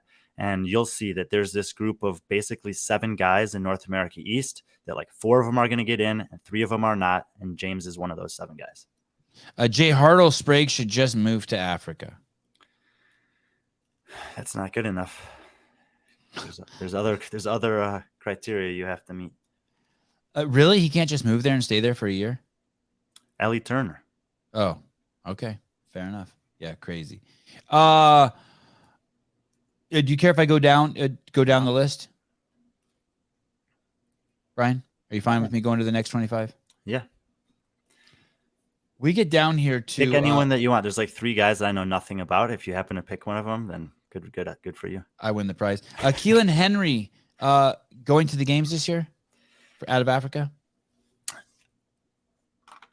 There are some other men in Africa that have a chance, but I think Keelan's the guy to beat.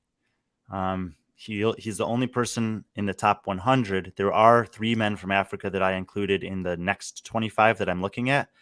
Darren Zernemer, Ruben Portier, and Jason Smith. Those are the guys I think could potentially unseat him, but I think he's the favorite in Africa, yes.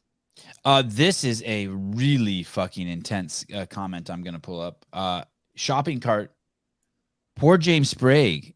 He will be the male Allison Scudds demo team for life. That is not, we got to put this guy in timeout for 5 minutes, right? That is completely inappropriate. Get a wrench on him. I don't agree with that. That's completely inappropriate, right?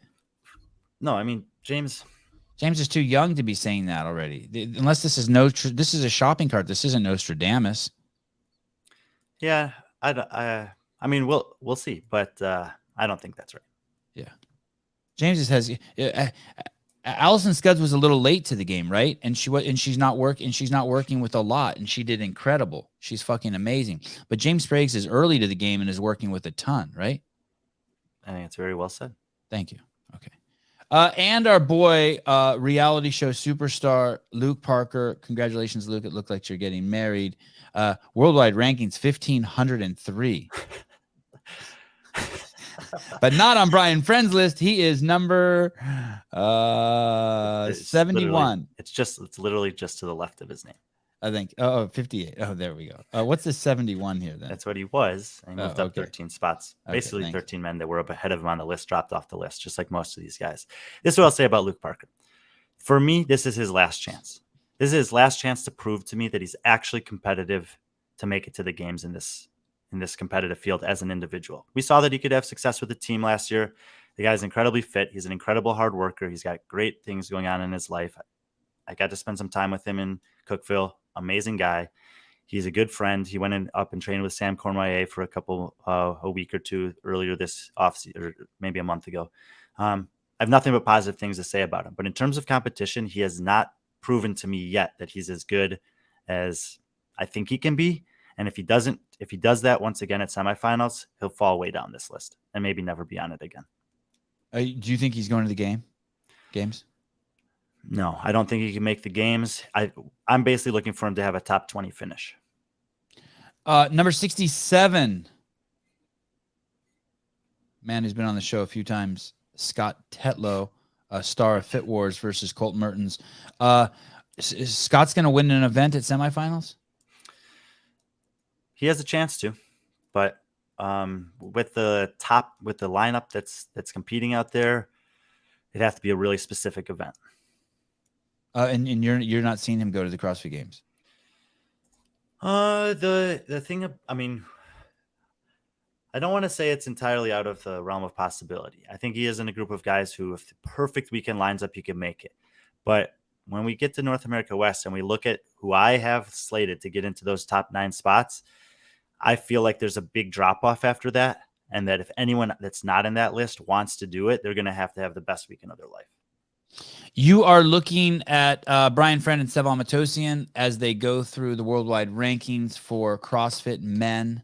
Worldwide, the very best guy, Justin Medeiros, at number 1, all the way down to number 100. We are currently looking at the spots from 51 to 75. It is in this section that we see unranked guys from last year show up for the first time. These men were not on the list in, I think it was January, when Brian Friend from Be Friendly Fitness last updated the rankings. At number 72, recently on the show, awesome guy, great interview. Can you paint the whole James Newberry picture from when he showed up on the scene in CrossFit to why it's likely that he's going to make the games this year? And he's just a fucking guy who takes classes at the affiliate. Yeah, Bailey, we will do the women tomorrow. We're saving the best for last, and I'm not just joking. The women are it's going to be fire. Well, we have the teams on Thursday. Teens? We're doing teens too? Teams. Oh, okay. Are those the best? So do the best second? No, Masters is best because it's wherever Rich Froning is that's best. James Newberry is, to me, he is an anomaly. I mean, this guy, forget the fact that he's never going to win the CrossFit Games. His fitness and his ability to overcome challenges or prepare for these like incredible feats of physical execution and performance is insane. Like, he's a guy that I honestly cannot comprehend how well and good he can do so many different things. And as far as I know, he's spent most of his competitive career as a vegan, which to me makes that even more impressive, because I think that a majority of the athletes that are flourishing in this sport eat a lot of meat. And it's kind of feels like he should be done. Like, he's been doing it for a long time. He hasn't been investing in the same level of commitment to volume of training that most of these guys are. But I think that he does have a big enough foundation that when he wants to, he can buckle down for a couple months and just like kick it back into the next gear and be in that realm of competitive. And in the Oceanic semifinal this year, I do think he has a chance to make the CrossFit Games. And I didn't ever think I'd be saying that, but Ricky Garrard's out, Royce Dunn is out, Baden Brown is out, and suddenly there's spots available. And there's these young guys that certainly could keep him out. But I think it's just as likely that James keeps one of them out. Hey, I don't know if you saw the interview I did with him, but he's concerned he's going to make it to the games. He hasn't allocated. His life is not right. He's designed his life, his year to not go to the game. Well, it's not that. That's kind of an exaggeration. It's not that he's designed it not to go to the games. He just has other plans. And there is a chance he's going to make it, and it's going to fucking derail his shit. And it's going to cost him fucking $20,000. Right? Yeah. And I mean, of course, there's always the possibility of turning down your invitation. You don't have to compete in the semifinals, but I think this guy just likes competing. And regardless of what he said, I think he's going to show up because this is how he is, and he's going to give it his best, and he's going to be in the top 5. And if he's in the top 3, he'll get invited to the games, and we'll see what he chooses to do. So you think he's going? I think unless he gets injured, he'll finish in the top 5 in the Oceania region.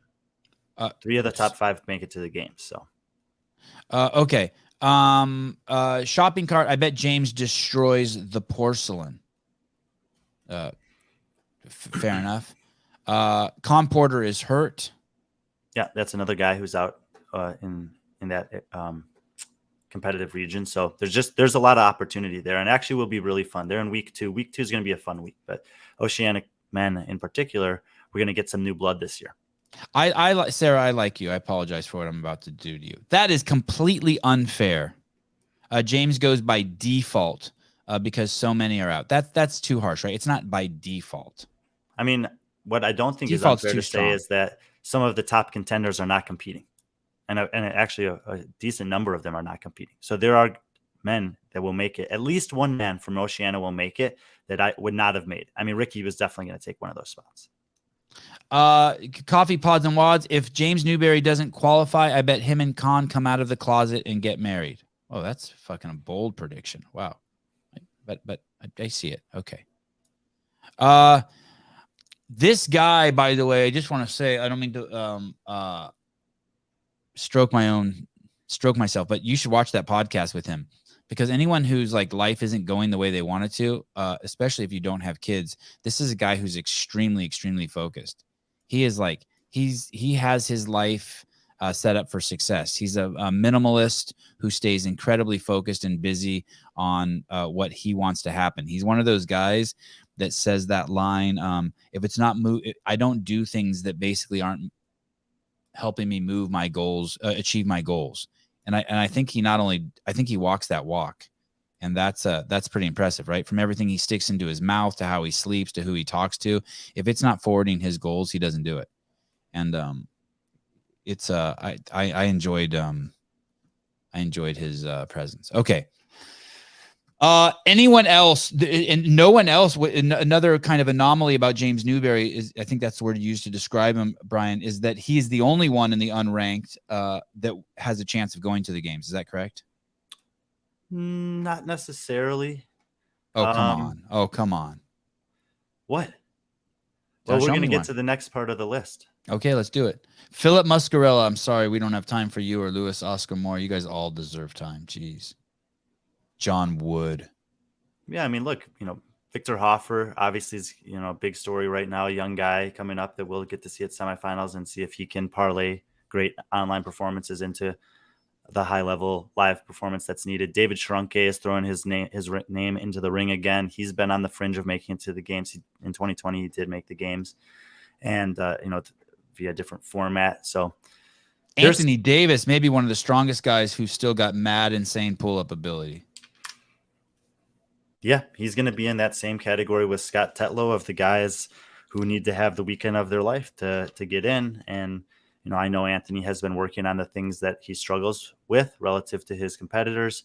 I don't think he'll have closed the gap enough to make it to the games, but I do think that he's improved in those areas, much the same way that Colton has. I think that we'll see the best form of Anthony Davis this year. You do think that? God, it would be awesome if he went to the games. Well, but here's the thing: the best form of some of these guys is still not going to be good enough to make the games. It's right. It's really, really, it's a really hard thing to do. Okay. Headed down to the shit pile, 76 through 100. There's another 25 after this, by the way. Excuse me. Oh, don't you know I do a podcast every morning? Yeah, I do a podcast every morning from 7 to 9. Okay. Dipshit. That person calls me every morning. I type back podcasts every morning. It's like they don't give it. A lot of familiar names: Nate Ackerman, Marquand Jones, Logan Ewing,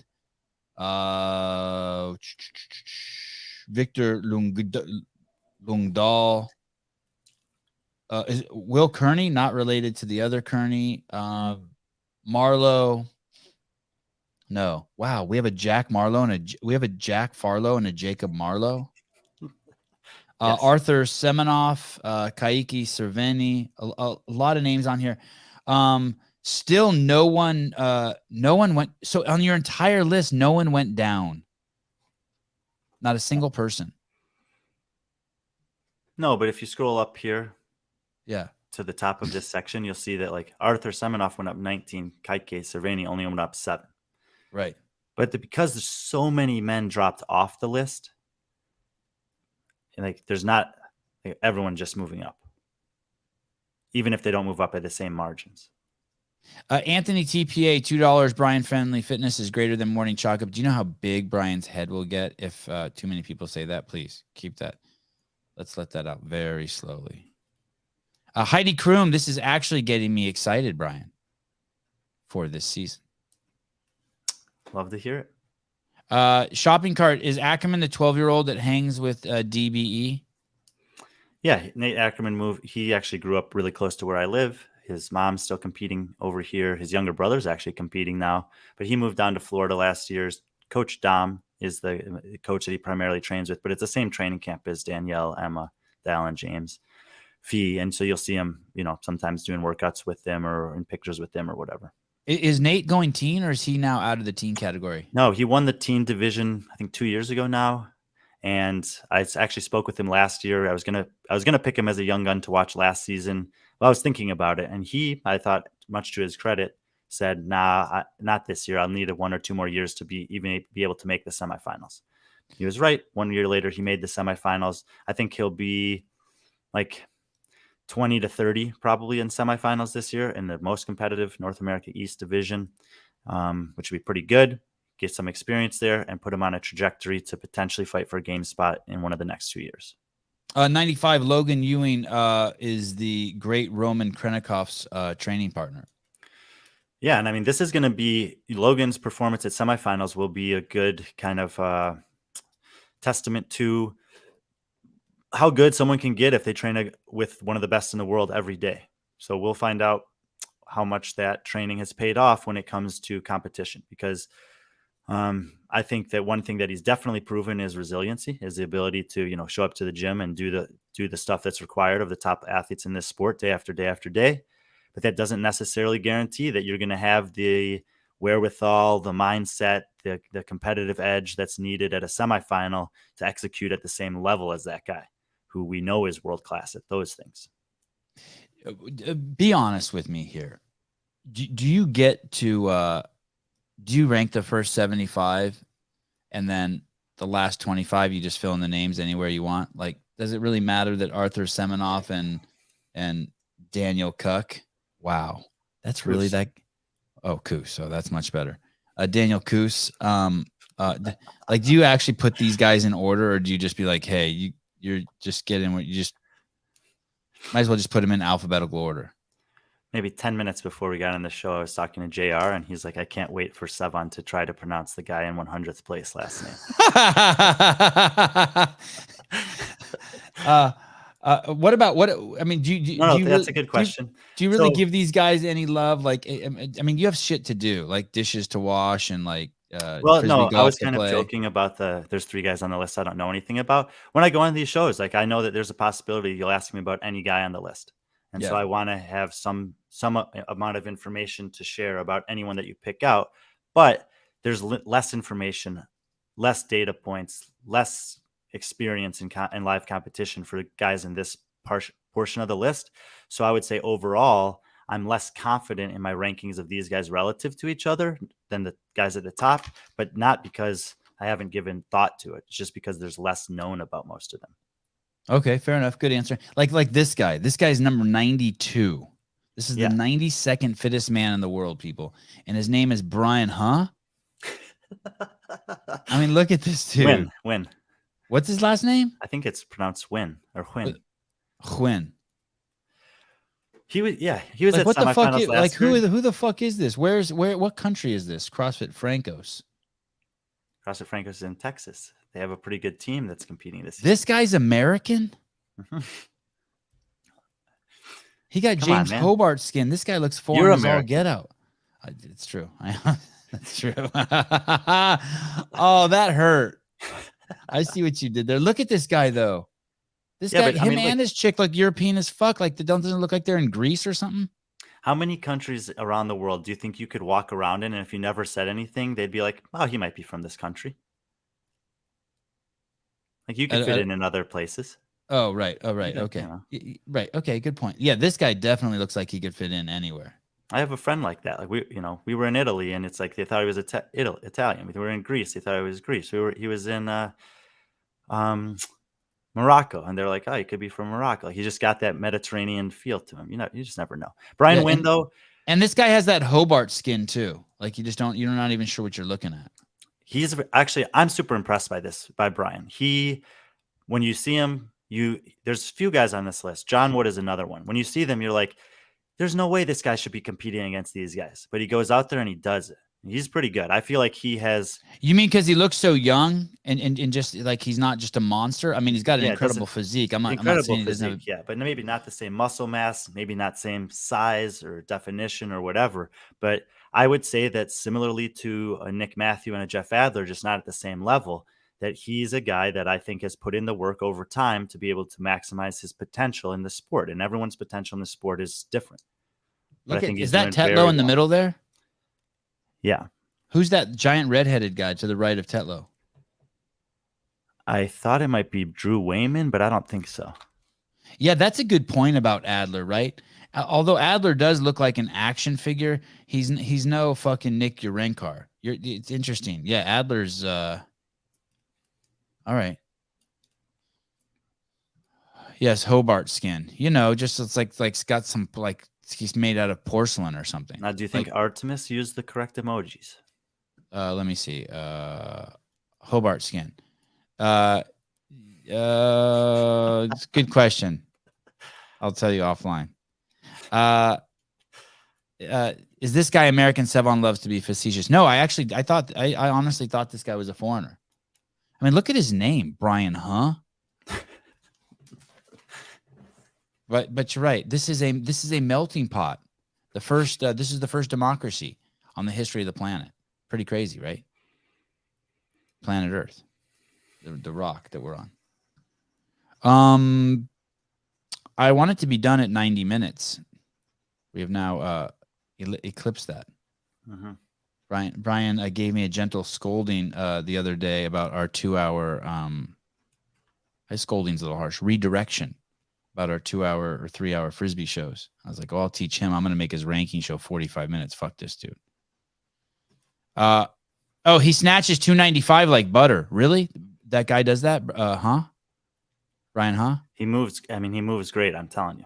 It's just that he's going to be more Hobart shit, like Hobart. Hobart moves great. Yeah, and it's like I said, I feel like he has made the most out of his career. Like he's been as good as he could be by moving well, by having good integrity, good training discipline, whatever.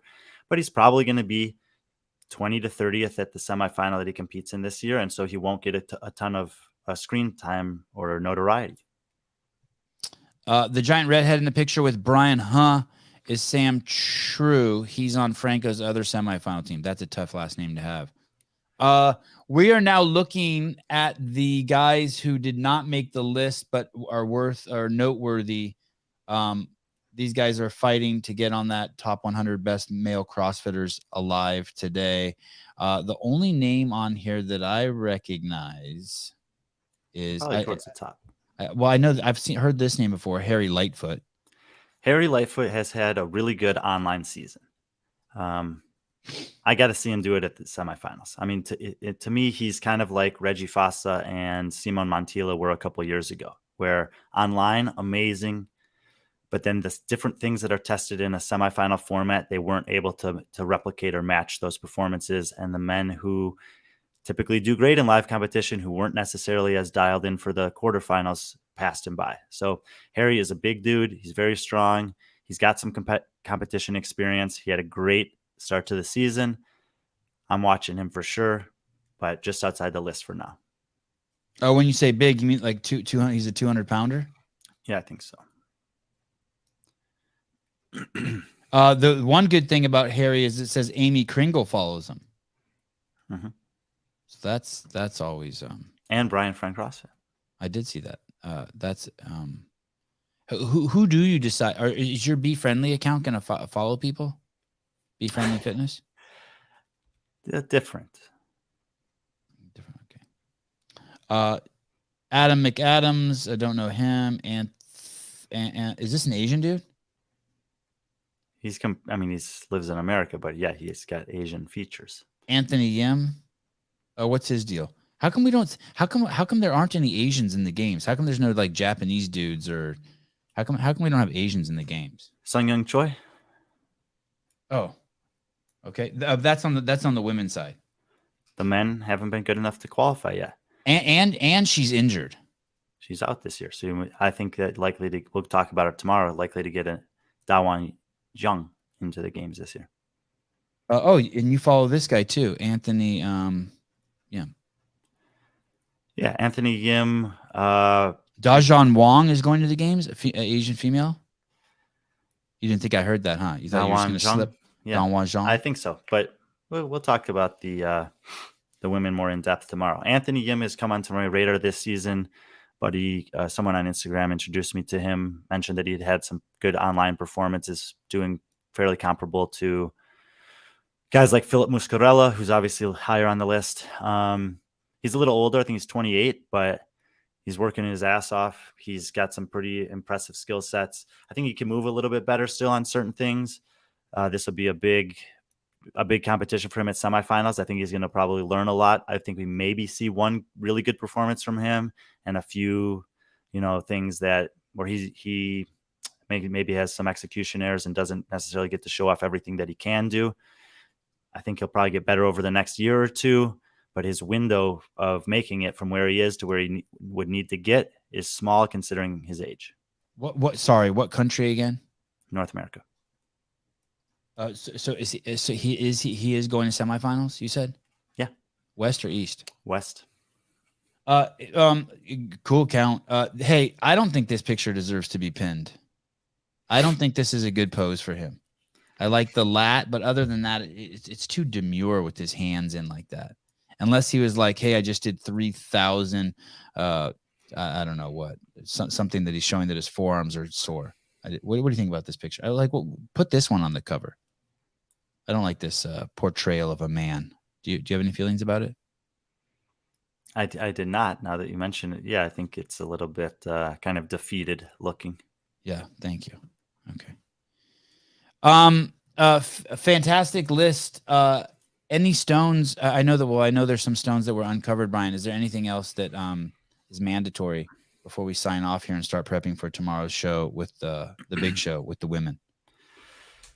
No, I'm hopeful that, like Heidi said, that maybe just getting introduced to some of these names, realizing how competitive some of these regions are, can make people get excited for the semifinals that are coming up. If you have the chance to go to some of them, I think that I kind of think differently than you on this. I think the semifinals this year are going to be incredibly exciting and incredibly competitive. No, I do too. I think they're going to be amazing. Did I say something that makes it seem otherwise? Just that you don't necessarily like the 60 men in a field, and we're gonna see like, certain people competing against each other and have already kind of know what's going to happen at the games. Okay. Those types of sentiments. Right. I don't think that that's necessarily the case. I think that what's really likely to happen. I'll be working for the broadcast at both North America semifinals and in Europe, but it's just really difficult to make sure that we get the coverage that every athlete is really deserving. I mean, making it to one of these things is so difficult. I want to acknowledge that. I want to recognize every single athlete who's made it there. I would do my best to have that influence on the broadcast in the role that I'm in, but likely it's going to be really focused on the top 10 to 15 at those big ones and the top 5 to 8 at the smaller ones, with some, a dozen other athletes who get some notoriety because of an incredible performance that they have in one particular or two particular events. That's just how it is. But I hope that at least this can acknowledge some of the athletes that might not get much screen time in semifinals, that there are people out here like me that are paying attention, that know how hard you guys are working, and that are excited to see what you can do. Because as I mentioned in the article, there are a few athletes at every part of this list that will do something, especially in the bottom half, that will surprise us. There's always someone that pops up. There's always someone that outperforms what we thought was possible. And it's exciting to me that some people get some exposure to their names here, so that when that does happen, they say, oh yeah, I remember Brian talking about that guy. Poor Hunter 3R. Brian is worth his weight in gold. So much insight. Thank you. I second that sentiments. Jessica Valenzuela, very astute observation. The new power rankings for the women are going to be extraordinary and fun now that we are going to crown a new champ. Yeah, very well said. We are going to crown a new champ this year. It's going to be fun. Even though we all know who it is already. Brian, Chelsea Miller with the question. Brian, do you find it harder to predict for penis or vagina? Well, it depends how tight the pants are. Right. Fair enough. Great straight observation. I would say, man, that's a tough question. I don't know. I think in general, the men, just because I do think that there are deeper fields, and there's more men that are trying, like really trying to make a great splash in the field, in the competitive field. So you're more likely to see that outlier kind of come out of nowhere. But in terms of the athletes that are really competing for game spots, I feel like I have a pretty good pulse on both. Christine Young, I wish I could go to the West, but it's Fitness Freedom at the ranch that weekend. I will also be in attendance at the Fitness Freedom at the ranch in Aromas, California. Oh shit, that's going to be hard. By the way, I suspect it's looking very, very, very good that first of all, we'll cover the semifinals, but the second thing is and usually when we cover them, we wait till the events are done. But I suspect that Bill Grundler and myself and a variety of other people will be having a simulcast, so you can listen to us commentate the event, and as opposed to the people who normally do it at the event, the people Brian will be helping. So there's that. Difficult. 10 light. Thank you, Brian. The broadcast is usually biased. Meaning that you bring an openness to it that isn't usually here, Brian. And thank you. That's what difficult is saying. He's full of shit. I think he's talking about the games broadcast. Oh. We know that this is biased. Oh, okay. I apologize, difficult. I apologize. Okay. Dan Guerrero, Brian, you're a great dude. Shame the sport is so small and led by clowns. But thank you. Okay, here we go. You were correct. The broadcast needs to give shine to the lesser known that are actually doing well in the event. I don't know about that. Do you agree with that? Fuck the lesser known. It's like in the NBA, they don't talk about the people sitting on the bench, do they? When they get in the game, they will. And those guys are all in the game. But it's tough. Like how many, we don't actually know the schedule for semifinals yet. Are they going to have 6 heats at 10 for men, 6 heats at 10 for women, 4 heats at 10 for the teams at the North America? And are they going to have 3 events in the day? So that's 18 heats of men. Are you going to have Sean Woodland, who's doing the color commentary for both the men, the women, and the teams, do 18 heats of men, 18 heats of women, and 12 heats of team in one day? That's not very reasonable to expect the person to be able to do that. Do they have a backup crew that can do some of the early heats? That might be a good option.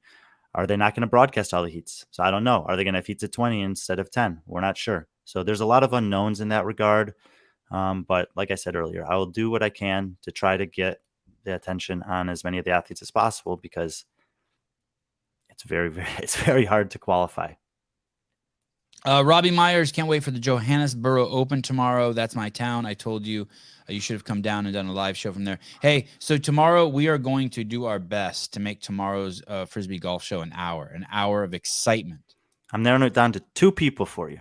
Yeah. So give us, we'll take, I appreciate Brian being patient with me on that show. Wad Zombie, does Brian have a hopper pick, someone who will come out of nowhere and crush it? Yeah. Dallin Pepper, Jay Crouch.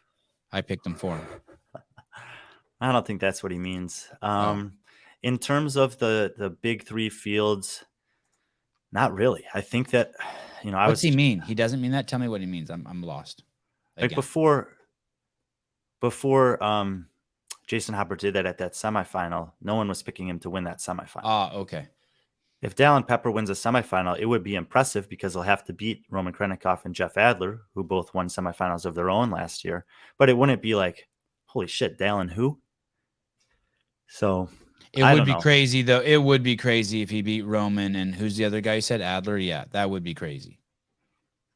But I think it would be less surprising than Jason Hopper beating Justin Medeiros and Scott Panchik 2 years ago. Oh. Fair. Wow, fair. Thinking and even fair. Keeping in mind. Yes, very fair. Good point. So that was crazy. He did. That's who he beat there, a Panchik and a Medeiros. Yeah, that's nuts. And everyone else. If a lesser known is winning an event, then at least mention their name. That's what I mean. Fair enough. Very good. And point. that is very specifically something that I will be doing everything I can to make sure happens. Hey, that's a very good point. I apologize. Difficult. Well said. Bruce Wayne, $5 for a steak and Be Friendly Fitness. I hate to say it, but I think you sent your money to the wrong guy, but I appreciate it anyway. Here we go. Dan Guerrero. Now we're swerving way out of the lane of what the show's about, but I'll ask anyway. Brian Friend. Hi.